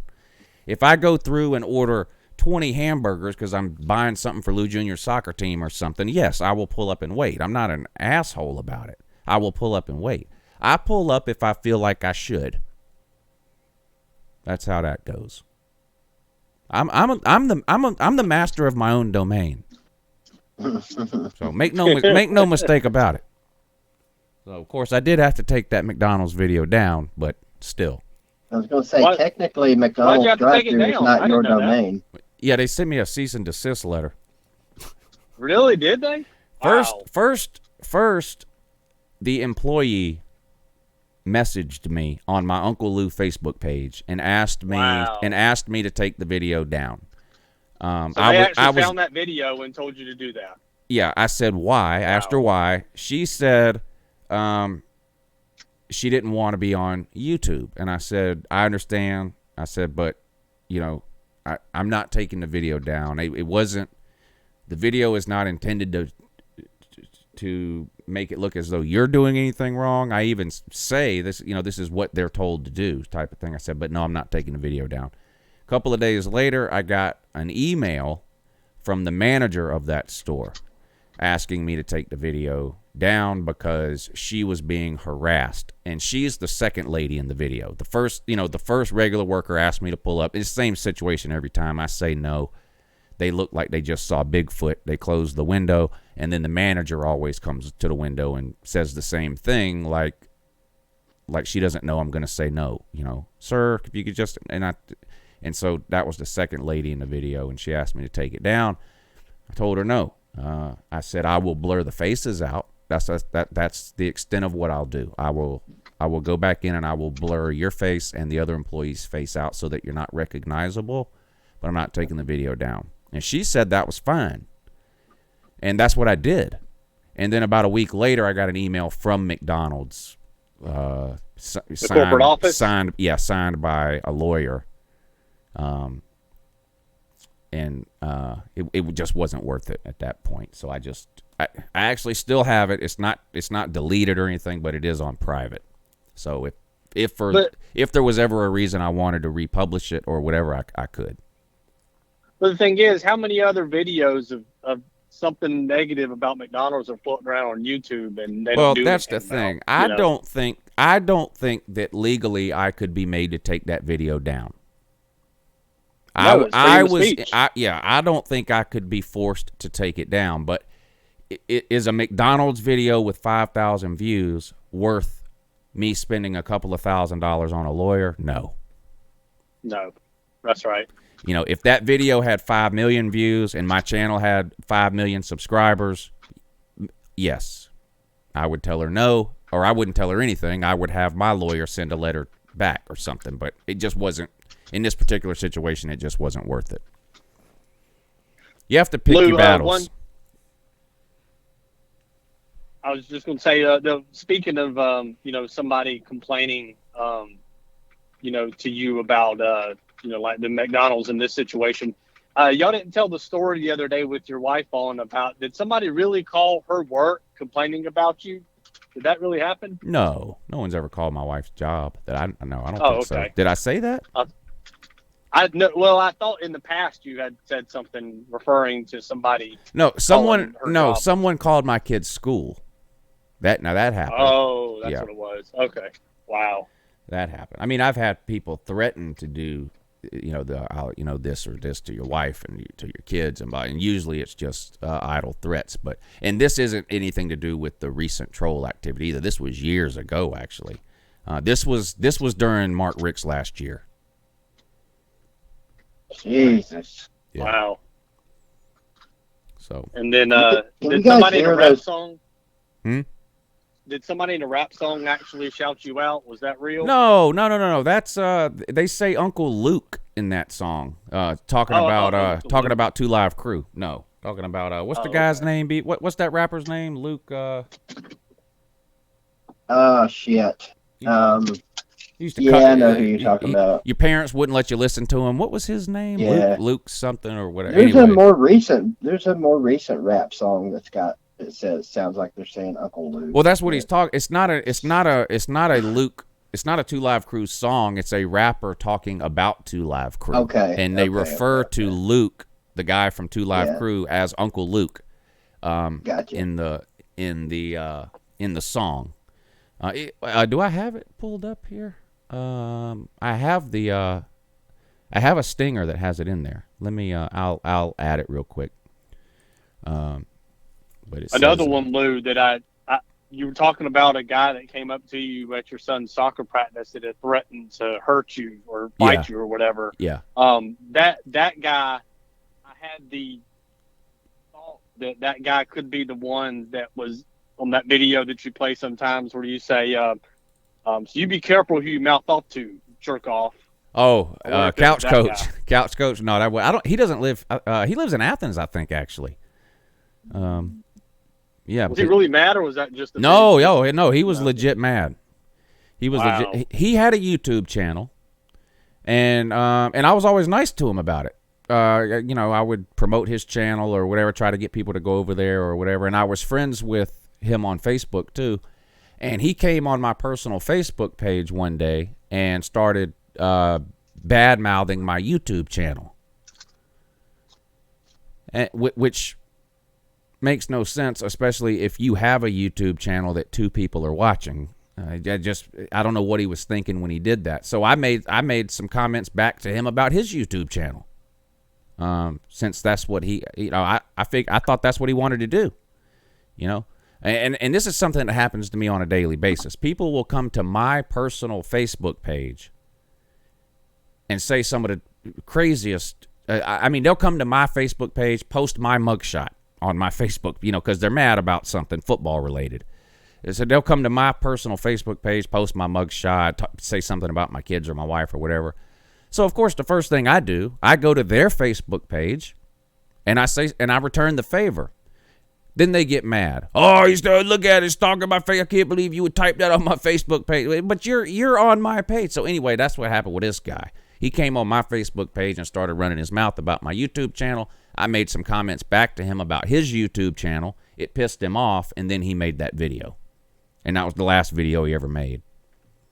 Speaking of that, of people that comment on your stuff like that, and other YouTubers, I do miss a good old Lance versus Lou fight. Those were epic. Yeah, I liked going back and forth with him too. And I've said this before, and I'm not trolling, and I'm not saying this to put him down in any way, because God knows I've had my own struggles and problems.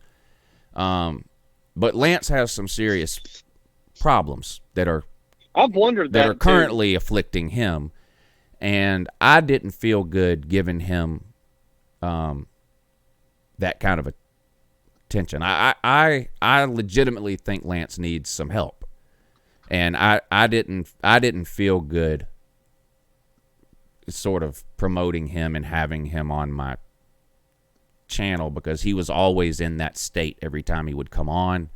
And and again, I've had my own issues. BVD has talked about some similar, so there's nothing, I'm not here to tell anybody he's a bad person or whatever, but he clearly, in my opinion anyway, clearly has some ongoing issues that are affecting him. Now, this has been a couple of years since I talked to him, so I hope nothing. I hope he's got himself together. But I didn't feel comfortable having him on anymore. That's why I quit. I quit having him on.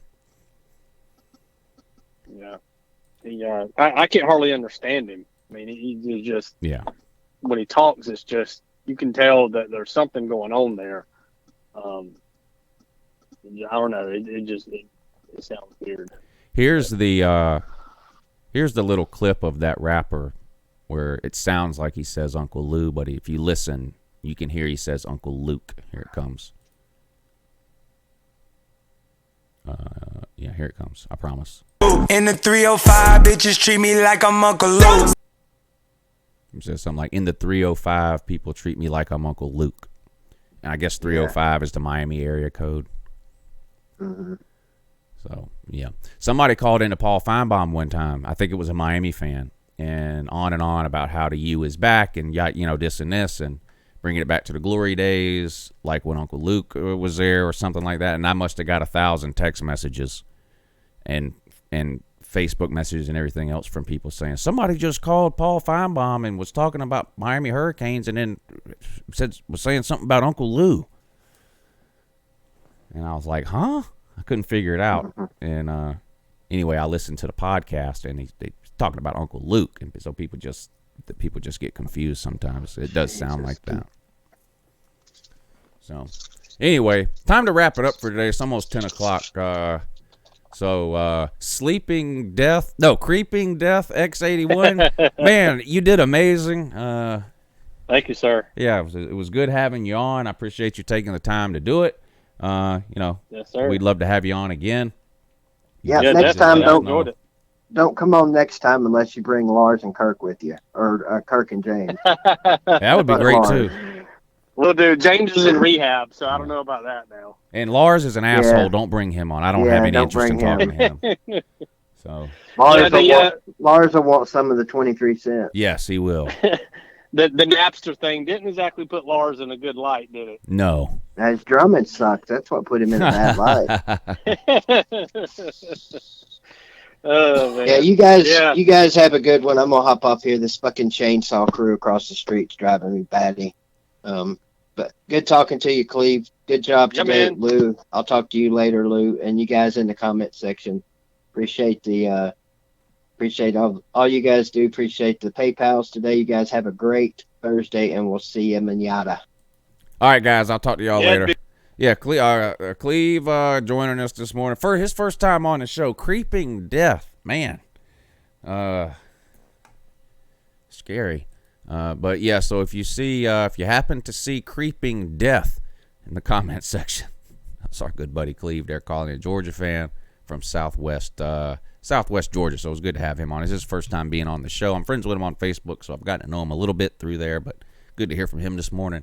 Shout out to all you guys for tuning in and girls for tuning in this morning, too. We appreciate it. It was good to see y'all in here. DrewTube, Space Farce, Christy, Snake Spence, Bears, Cubs, Canes, Don Atkins, NASCAR Vol, Melissa May, Mike Reiser, Rack Dog, Jordan Bowman, Nick DTV, Christy, Melissa May, Jordan Bowman, The Punisher, Jerome Pruitt, Matt Dummett, which sounds kind of like Dad Gummit.